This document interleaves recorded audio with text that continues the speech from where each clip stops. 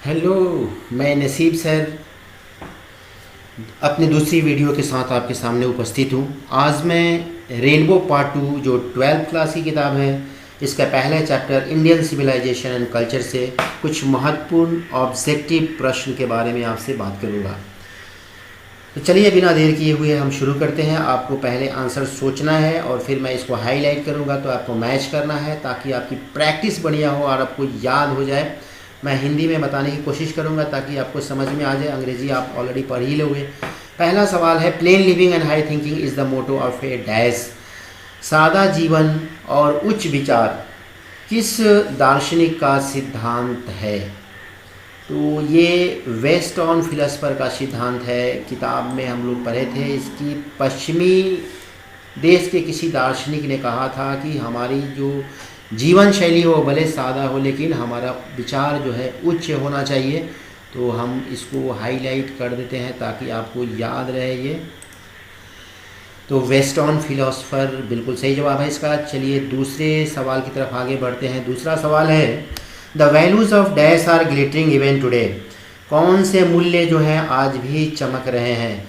किस सभ्यता के मूल्य जो है आज भी चमक रहे हैं? तो इंडियन सिविलाइजेशन का मूल्य आज भी चमक रहे हैं। आज भी ये उतना ही बढ़िया है जैसा कल था। तो गांधी जी के अकॉर्डिंग भारतीय सभ्यता के मूल्य जो हैं, जो इसकी खूबियां हैं, वो आज भी उसी तरह से चमक रही हैं जैसे पहले। तीसरा प्रश्न है, sacrifice is the sole aim of our dash. बलिदान जो है हमारे किन लोगों का मुख्य लक्ष्य रहा है? फार्मर्स का, फिलोसफर का, साइंटिस्ट का, या फिर ऋषिज का? तो ऋषि मुनि जो होते थे वो लोग बहुत ज़्यादा त्याग करते थे, बलिदान देते थे। तो ये बिल्कुल सही जवाब है ऋषिज का। 4 number, dash is dead against blind imitation of western civilisation. कौन थे या कौन है जो कि पश्चिमी सभ्यता का अंधा नकल करने के खिलाफ हैं?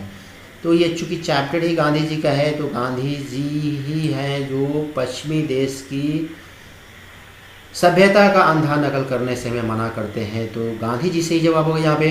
5 नंबर की बात करें अगर हम, dash viewed large cities are a snare and useless encumbrance. किसने देखा ये कि ये जो भार है या बोझ है, कौन सा? बड़े शहर जो है एक जाल या फंदा की तरह, अनावश्यक जाल है या फंदा है हमारे लिए जो बड़ा शहर है वो। तो किन लोगों ने कहा ये बात? हमारे पूर्वजों ने कहा। वो गांव में रहना चाहते थे, उन लोगों ने शहर को बताया कि ये अनावश्यक बोझ है, जाल है, एक फंदा की तरफ है हमारे लिए। इसलिए उन लोगों ने गांव में ही रहना पसंद किया। किन लोगों ने? हमारे पूर्वजों ने। तो इसका सही जवाब क्या होगा? Our ancestors. अगले सवाल की तरफ बढ़ते हैं। 6 number, wealth and luxuries do not make it dash happy. धन और विलासिता किसको खुश नहीं रह सकते हैं? तो मैन को धन बहुत ज़्यादा हो जाए और विलासिता आ जाने से, सुख सुविधाएं आ जाने से आदमी खुश नहीं रह सकता है। तो मैन सही जवाब है इसका। 7 number, the people of Europe are inspired by dash and Roman writers. Europe के जो लोग थे, यूरोप होना चाहिए, यूरोप के लोग थे, प्रेरित थे रोमन राइटर से। और कौन से राइटर से प्रेरित थे? तो 2 देश जिसकी सभ्यता बहुत ज़्यादा विकसित थी, उसमें ग्रीक और रोम का नाम आता है। तो ग्रीक यहाँ पे सही जवाब होगा। ग्रीक राइटर और रोमन राइटर से यूरोप के लोग प्रेरित हैं। 8 नंबर की बात करें, Gandhi ji went to Champaran in dash. कब गए गांधी जी चंपारण? गांधी जी चंपारण कब गए थे? 1970। ये सही जवाब है। 1917 में गांधी जी चंपारण गए थे। तो इसको हम हाईलाइट करते हैं, आप याद करते चलिए साथ साथ। 9 नंबर सवाल, dash prefers spiritualism to materialism. कौन जो है आध्यात्मिकवाद को भौतिकवाद पे प्राथमिकता देता है? तो ये चैप्टर ही महात्मा गांधी का है और उन्होंने सारी बातें कही हैं इसमें। तो ये सही जवाब होगा आपको एम गांधी लिखा हुआ है, महात्मा गांधी, क्योंकि महात्मा गांधी ने ही अध्यात्म को जो है प्राथमिकता दिया था भौतिक जीवन पे। तो महात्मा गांधी सही जवाब होगा, आप इसको याद कर लीजिए। Next 10 number, Gandhi ji died at the hands of a fanatic on dash.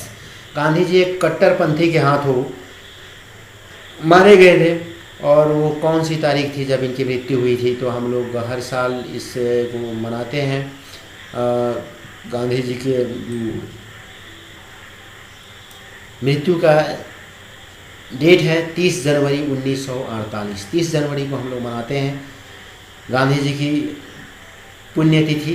तो ये हम लोगों को याद होना चाहिए, 30 जनवरी 1948, चूँकि इस चैप्टर से रिलेटेड है इसलिए आप इसको याद कर लीजिए बढ़िया से। 11 number, I believe that the civilisation India has evolve is not to be beaten in the world is from. ये जो पंक्ति, I believe that the civilisation India has evolve is not to be beaten in the world, ये किस chapter से लिया गया है? तो ये सिविलाइजेशन से रिलेटेड जो भी बातें अगर लिखी हुई आती हैं तो वो समझ लीजिए कि इंडियन सिविलाइजेशन एंड कल्चर से ली गई। आसान सवाल, याद कर लेंगे आराम से आप इसको। 12 number, the sentence after all there is something in Hinduism that has kept it alive up till now is taken from. जो ऊपर वाला जो वाक्य लिखा हुआ है सेंटेंस आफ्टर ऑल, इससे लेकर यहाँ नाउ तक, ये किस पार्ट से लिया गया है? तो ये भी इंडियन सिविलाइजेशन एंड कल्चर से लिया गया है। तभी चूँकि पार्टिकुलर इसी चैप्टर के बारे में लोग बात कर रहे हैं इसलिए ये आसान हो रहा है, लेकिन जैसे ही हम बहुत सारे चैप्टर्स के बारे में बात कर लेंगे, उसे याद कर लेंगे, तो हमें ध्यान से याद रखना पड़ेगा कि कौन सी पंक्ति जो है किस चैप्टर से ली गई है। चलिए आगे बढ़ते हैं। 13 number, dash we are satisfied with small village. कौन लोग थे जो गांव में संतुष्ट थे? तो आवर एंसेस्टर, हमारे पूर्वज जो है गांव में संतुष्ट थे, ये सही जवाब होगा। 14 number, simple living and high thinking is the base of. सादा जीवन और उच्च विचार जो है किस सभ्यता पर आधारित है? तो ये जो सभ्यता है इंडियन सिविलाइजेशन पे आधारित है। तो इंडियन सिविलाइजेशन बिल्कुल सही जवाब होगा इसका, इसको हाईलाइट कर लिया जाए, यहाँ पे याद कर लें आप आसानी से। अगला है 15 number, pharaohs were rulers of ancient dash. जो प्राचीन मिस्र के शासक होते हैं उन्हें फराउज बोला जाता है। तो वो प्राचीन क्या थे, कहाँ के थे? इजिप्ट, मिस्र के शासक को बोला जाता है फराउज। तो इजिप्ट यानी कि मिस्र ये सही जवाब होगा। तो इजिप्ट को हमने हाईलाइट कर लिया, याद हो जाए आपको आराम से। इजिप्ट मतलब मिस्र, और वहाँ के जो शासक होते थे शासक, उन्हें क्या बोलते थे? फराउज, यानी प्राचीन मिस्र के शासक। तो इजिप्ट सही जवाब होगा। यहाँ इजिप्ट भरा हुआ हो ऑलरेडी और यहाँ शुरू में अगर डैश दिया हो तो हम क्या लिखेंगे? फराउज लिखेंगे, प्राचीन मिस्र के शासक। 16 नंबर की बात करें, dash were rulers of Egypt. देखिए उसी सवाल को यहाँ घुमा दिया है, तो आप क्या करेंगे? यहाँ पे फराउज लिख देंगे। अभी मैं बात कर ही रहा था, वो सवाल यहाँ पे आ गया, तो यहाँ पे फराउज सही होगा। इजिप्ट जो मिस्र के जो शासक थे उन्हें क्या बोला जाता है? फराउज। तो वो दोनों सवाल एक दूसरे से घुमाया गया है। यहाँ पे पहले डैश था, अब यहाँ पे डैश है। तो एक बार अगर आप समझ जाएंगे ना, तो कहीं भी डैश देगा, कहीं भी कुछ पूछेगा तो आप उसको बता पाएंगे, आराम से समझ जाएंगे। तो इसलिए मैं आपको हिंदी में समझा रहा हूँ ताकि आप इस सेंटेंस को समझें, मीनिंग को, और उसका सही जवाब को तलाश करें। Gibbon is associated with dash. Gibbon जो है कहाँ के जो इतिहासकार थे? तो यह इटली के इतिहासकार थे, जो किताब चैप्टर में लिखा हुआ है where is the Italy of Gibbon, लिखा हुआ था कि इटली के बारे में गिबन ने जो प्रशंसा किया था, बहुत सारी बातें बताई थी, उसकी खूबसूरती का वो बखान किया था। वो इटली आज कहाँ है? गांधी जी ने प्रश्न किया था, क्योंकि इटली की जो वो प्राचीन सभ्यता थी वो समाप्त हो गई थी। तो यहाँ पे 18 number, civilization is the state of development of a dash. सभ्यता क्या है? विकास है। किसके विकास को हम सभ्यता कहेंगे? किसकी विकास की दशा को सभ्यता कहेंगे हम? क्या कहते हैं? तो पीपल, लोगों के विकास को, आदमी का जो विकास होता है तो उसे हम सभ्यता कहेंगे, उसकी विकास की अवस्था को सभ्यता कहते हैं। 19 नंबर में बात करते हैं हम लोग, our forefather did not invent machinery because dash. हमारे पूर्वजों ने मशीन को आविष्कार नहीं किया। क्यों नहीं किया? Because they these have made us pride, क्योंकि ये मशीन हमें गौरवान्वित कर देंगे या फिर आलसी बना देंगे या अज्ञानी बना देंगे, स्मार्ट बना देंगे। तो गांधी जी का कहना था कि अगर हम मशीन का यूज़ करेंगे या आविष्कार करेंगे तो ये हमें आलसी बना देंगे। बी नंबर यहाँ पे बिल्कुल सही जवाब होगा। आगे बढ़ते हैं 20 नंबर सवाल की तरफ। Indian glory is that it is, Bharat की जो सभ्यता है उसका गौरव क्या है? इसका गौरव ये है कि यह इमूवेबल है, यानी स्थिर है, इसके सभ्यता में कोई बदलाव नहीं हुआ, इसलिए ये हमारी सभ्यता जो है इसकी शान है कि ये इसमें कोई बदलाव नहीं है, यानी कि स्थिर है, इमूवेबल इसका सही जवाब होगा। अगले प्रश्न की तरफ आगे बढ़ते हैं। अगला प्रश्न है 21 number, dash is known as the father of nation. और बापू, बिल्कुल आसान सवाल है। महात्मा गांधी को फादर ऑफ द नेशन और बापू कहा जाता है या इस नाम से वो प्रसिद्ध हैं, जाने जाते हैं। तो महात्मा गांधी सही जवाब होगा यहाँ पे। आसान सवाल है, जल्दी जल्दी आगे बढ़ते हैं, लंबा वीडियो ना हो जाए कहीं। Dash was a spiritual leader than a politician. कौन जो है अध्यात्म से ज़्यादा ये नेता थे? ये शायद पहले भी इस तरह का सवाल आया था, अगर रिपीट हो गया हो तो आप देख लीजिएगा, इसको याद कर लीजिए। महात्मा गांधी को कहा जाता है कि ये नेता से कहीं ज़्यादा आध्यात्मिक नेता थे। बिल्कुल सही जवाब। 23 number, my experiments with truth was written by. Mahatma Gandhi, ये उनकी जीवनी जो है लिखी गई है उनके द्वारा, महात्मा गांधी के द्वारा, जिसका नाम है माई एक्सपेरिमेंट्स विथ ट्रूथ। तो माई experiments with truth Mahatma Gandhi की किताब है, आपको याद रखना है, ये लिखी गई थी महात्मा गांधी के द्वारा।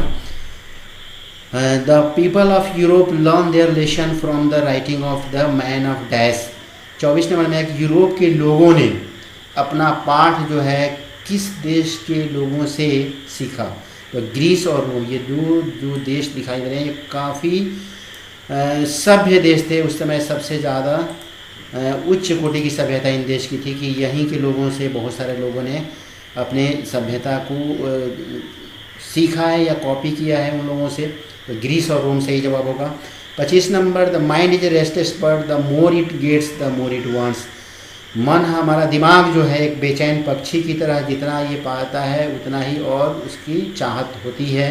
तो ये बर्ड सही होगा। किताब का ये पंक्ति है कि हमारा मन क्या है, बेचैन पक्षी की तरह है। जैसे पक्षी आकाश में उड़ते हुए और सोचते कि और ऊंचा उड़े और ऊंचा उड़े, वैसे ही हमारा मन है। हमें जो कुछ भी मिलता जाता है हम और की तलाश में रहते हैं और कभी भी हम संतुष्ट नहीं हो पाते हैं। तो ये हमारा दिमाग क्या है, बेचैन पक्षी की तरह। तो बर्ड सही जवाब होगा। 26 number, I am not hater of the dash. Mahatma Gandhi, यहाँ आई जो लिखा हुआ है आई एम नॉट, तो आई किसके लिए है? महात्मा गांधी के लिए है।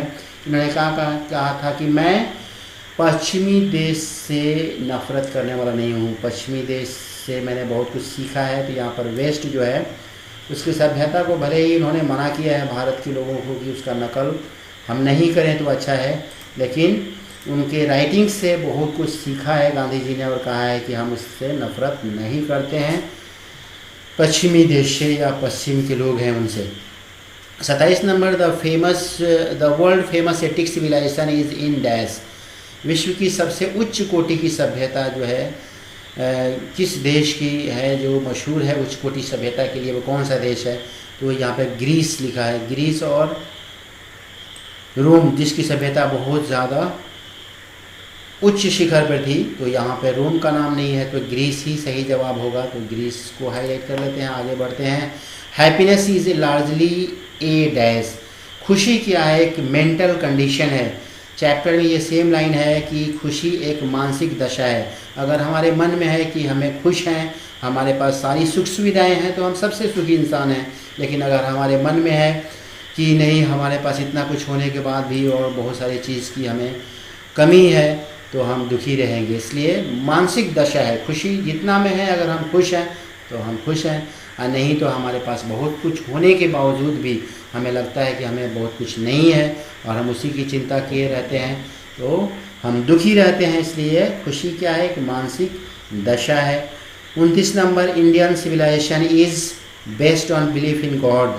भारतीय सभ्यता जो है ईश्वर में विश्वास करने पर आधारित है, तो ये सही जवाब होगा। जल्दी जल्दी आगे बढ़ रहे हैं कि लंबा वीडियो हो रहा है। इन ancient days the common people enjoyed true home rule.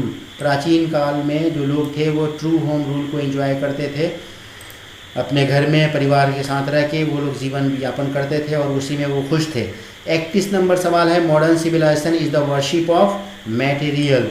आधुनिक सभ्यता जो है क्या है, मैटेरियल की पूजा है। एक तरह से देखा जाए तो इस सामान की जो पूजा कर रहे हैं लोग, सामान के पीछे भाग रहे हैं कि हमारे पास कितना ज़्यादा से ज़्यादा सुख सुविधाओं का सामान हो जाए, इसी के पर आधारित आज की मॉडर्न सिविलाइजेशन है। 32 number, he wrote different articles for.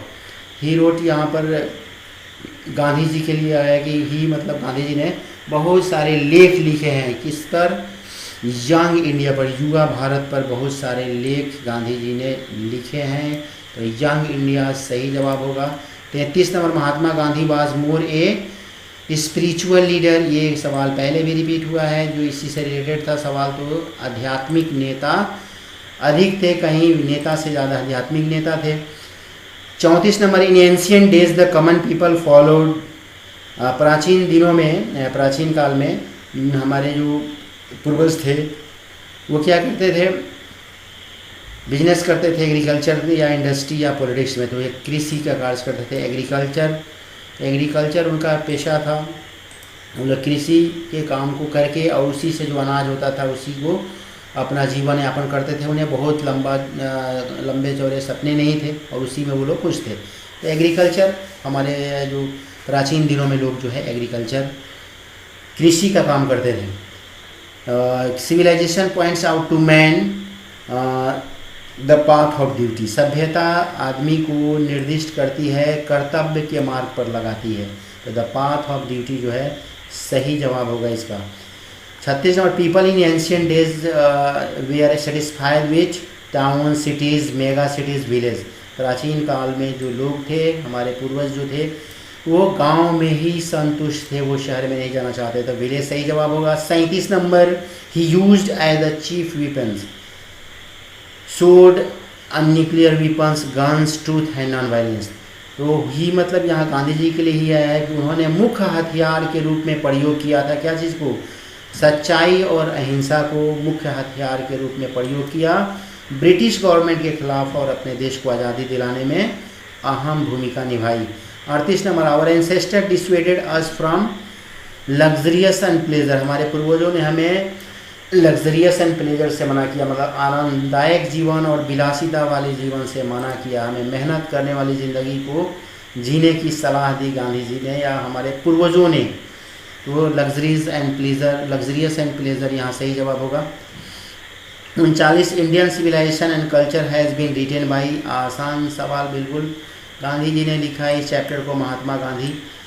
ये तो आपको बिल्कुल याद हो ही गया है, महात्मा गांधी सही जवाब होगा। 40 number, the mind is a restless bird which always remains.